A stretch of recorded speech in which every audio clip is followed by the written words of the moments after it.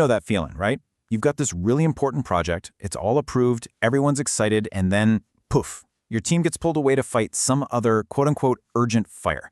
It is, without a doubt, one of the most common and infuriating problems in any company. Well, stick around because we are going to arm you with the exact strategies you need to win that resource tug of war. That feeling of being ghosted by your own organization, it is just the worst, isn't it? I mean, everyone promised you full support at the kickoff meeting, but the second it's time to actually get to work, suddenly your key people are short-staffed or they've been reassigned. Here's the hard truth. If you just sit around and wait for those people to magically reappear, your project is absolutely guaranteed to die a slow, painful death in the backlog graveyard. And this is the fundamental truth we have to start with. In the real world, resources are almost always scarce. It's not necessarily that the boss won't give them to you. It's that somebody else is fighting harder and probably smarter to snatch them up first. Securing what you need isn't passive. It's an active, competitive process. Okay, so let's reframe this entire situation. This is not a personal failure on your part. It's a constant, never-ending battle for priority. This conflict over people and their time, that's just the status quo in most companies. So to win this tug of war, you can't just complain. No, you need a real strategy, one that's built on cold, hard data and logic. So, the first big mindset shift is this. You have got to stop thinking about this as losing a person. That's an emotional argument, and honestly, it doesn't get you very far. The real issue, the thing that leadership actually cares about, is the hidden financial impact, that cascade of costs that comes from every single day your project is stuck in the mud. And that brings us to what is without a doubt the most powerful strategy in your arsenal. You have to change the conversation from people to profit. From now on, when your team member gets pulled away, you are going to show the boss the bill immediately. You know, there's this brilliant concept from Lean Six Sigma called the Taguchi loss function.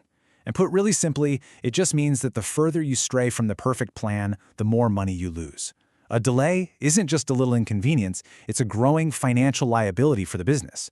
You can actually calculate the opportunity cost, and you can put a dollar sign on it.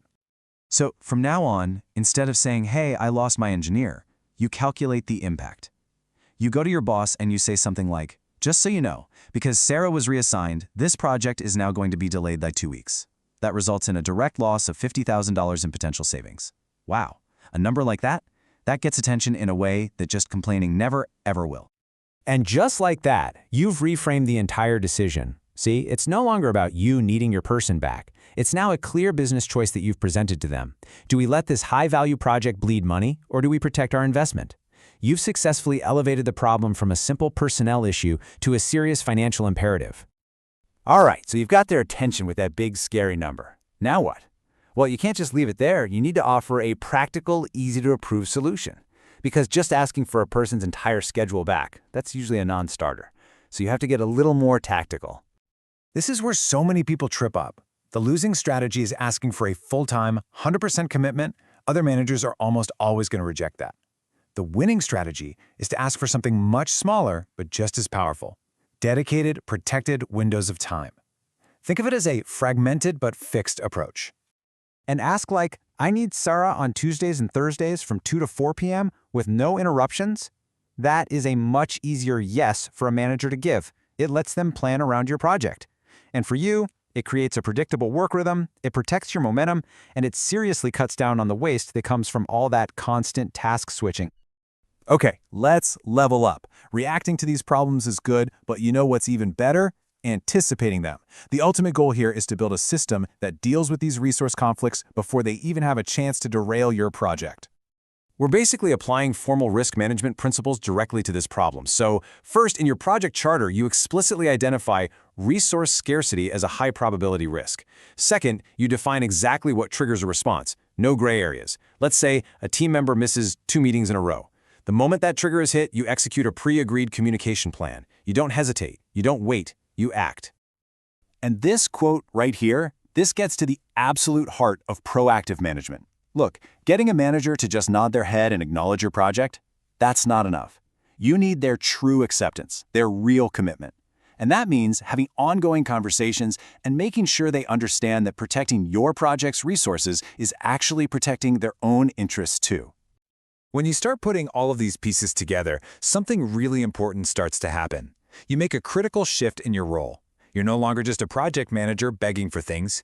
You become a strategic business partner who is helping the organization make better, smarter decisions. So, let's boil it all down. To recap, these are your 3 winning tactics. First, translate lost time into the language of cost. Second, secure smaller, dedicated time blocks that are way easier to get approved. And third, defend your project proactively with a solid early warning system. This right here is the choice you are presenting to leadership. Your project lives up in that top left quadrant. It is both important and urgent for the company's big strategic goals. All those small fires that are always stealing your resources. They're often down in the bottom left. Urgent, yes, but ultimately not that important. Using a simple matrix like this makes it visually crystal clear that pulling people away from your project is just a bad strategic trade. And that is really the final empowering message here. This isn't about you winning some internal fight or just getting your way. This is about good business stewardship. When you do this, you're actively protecting the company's investment in its own future. So, you've fought for and you've won your resources. You're all set to execute. But this whole process, it brings up a really crucial question. How do you make sure from the very beginning that your project is actually the right one to invest all this effort in? Well, we're going to tackle that exact question in our next explainer.